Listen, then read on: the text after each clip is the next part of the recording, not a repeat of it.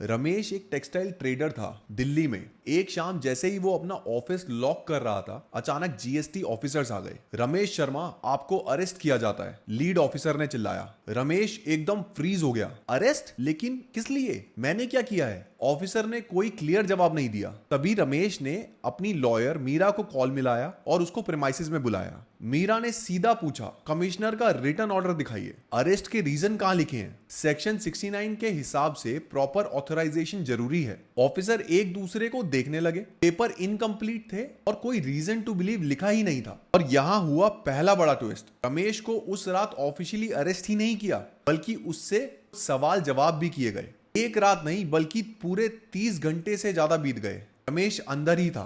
मीरा तुरंत कोर्ट गई। उसने बोला कि माय लॉर्ड, मेरे क्लाइंट को बिना मैजिस्ट्रेट के सामने प्रोड्यूस किए रखा गया है, ये इलीगल डिटेंशन है।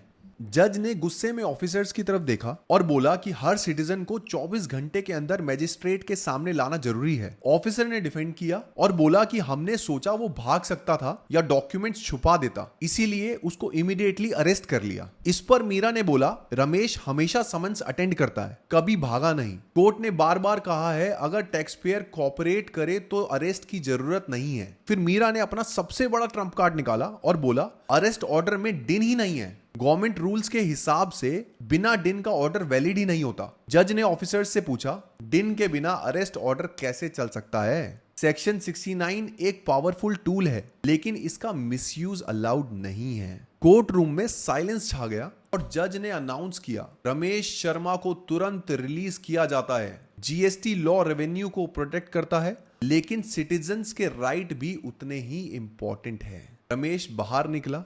उसकी फैमिली आंखों में आंसू लेकर उसका इंतजार कर रही थी। ऑफिसर्स रेड फेस्ड वापस गए।